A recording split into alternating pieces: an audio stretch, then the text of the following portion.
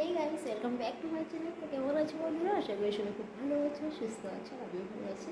তো গাইস, আমাদের বিয়ে তো শেষ। বিয়ে শেষের পর যাকে ফিরানি তে বলে যেতে, তো সেখানে গেছি নতুন করে ভাই ওরা দুজন মিলে। তাও আমিও গিয়েছিলাম সাথে, আবার চলে এসেছি। তো আজকে কিন্তু ওরা 2.5 দিন থাকার পর আজকে ঘরে ফিরবে। তো আশা করি কী নিয়ম কী করি না করি সেসবও তোমাদের কাছে শেয়ার করবো। তো চলো ভিডিওটা দেখতে থাকো। তো গাইস, এখানে দেখো পিঠা বানানো হচ্ছে। আর কেন পিঠা বানানো হচ্ছে আর কি কি পিঠা বানানো হবে আর কি বানানো হবে সেসব সব কিছু আমি তোমাদেরকে বলবো। তো বরবধূ যেমন অষ্টমঙ্গলে যাওয়ার পর মেয়ের বাড়িতে পিঠা পায়েস সব কিছু বানায়, ঠিক তেমনটাই আমাদেরও নিয়মে যখন ওরা দুজন অষ্টমঙ্গল থেকে বাড়িতে ফিরে আসে তখন ঠিক তেমনই পিঠা পায়েস সেসব বানানো হয়। তো সেটাই করছে এখানে আমার। দেখো, রাঙাপাড়ার দিদি ক্ষীরের পাটিসাপটা বানাচ্ছে। দিদি কিন্তু সব পিঠা পায়েস সব কিছু বানিয়েছে। দিদির হাতে সত্যি সব কিছু খুবই সুন্দর হয়। তো ওদিকে প্রথম পিঠাটা বানিয়েছে, আর এদিকে দেখো খেজুরের গুড়ের পায়েস, সেটা কিন্তু আগেই বানিয়েছি। পিঠা বানানোর আগেই পায়েসটা বানিয়ে নিয়েছে, তারপর পিঠা বানাচ্ছিল।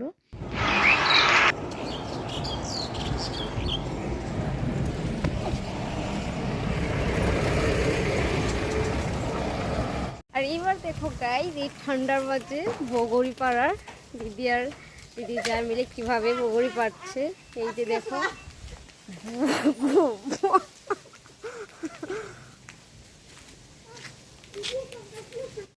তো দেখো গাইস, ওরা দুইজনে মিলে কিন্তু অনেকগুলোই কুল পেরেছে।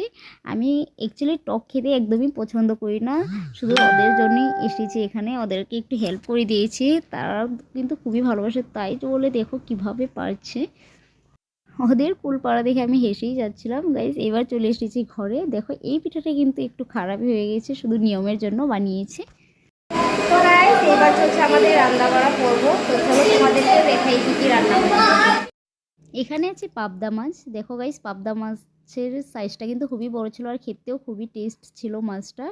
আর এইদিকে দিদি রাগাভাই দিদি মশলাগুলো পেস্ট করছিল, আর ওইদিকে বউয়ে মাছগুলো ভাজছিল। আর এখানে আছে কাতলা মাছ। কাতলা মাছেরও কালিয়া হবে আজকে। আমাদের কিছু মানুষজনকেও ডাকা হয়েছে, ওদেরকেও খাওয়ানো হবে। তো গাইস, একটু রান্নাবাড়াটা বেশি, তো ওরা দুজনে মিলেই রান্নাবাড়াটা করেছে। আমিও মাঝে মাঝে অনেকখানি হেল্প করে দিয়েছি। দেখো গাইস, মাছের সাইজগুলো। আর এদিকে মাছটা, কাতলা মাছটা কালিয়াটা সেটা হচ্ছে। আর যেটা পাবদা মাছ সেটা আগেই বানিয়ে নিয়েছিল। এই যে দেখো, মাছের পাবদা মাছের তরকারিটাও আমি দেখিয়ে দিয়েছি, খুবই টেস্ট হয়েছিল। সবাই কিন্তু খেয়ে খুবই ভালো বলেছে। এই বর দিদির মানে রান্নাভাড়া, রাঙাপাড়া দিদির রান্নাপাড়া সব কিছুই খুবই টেস্ট হয়। দিদির হাতে জাদু আছে বলতে পারো তোমরা। তো আর এখানে আমরা একটু বসে সবাই মিলে পপকর্ন খাচ্ছিলাম। সবাই মিলে, বউ আসছিল, আমি, শাশুড়ি মাও সামনে ছিল, মা কিন্তু খাচ্ছিল না। আমরা কথা বলে বলে পপকর্ন খাচ্ছিলাম, ওইদিকে ওরা রান্না করছিল। আর এইদিকে দেখো, ওরা কিন্তু ভাই আর আমার যা, ওরা দুজন কিন্তু চলে এসেছে।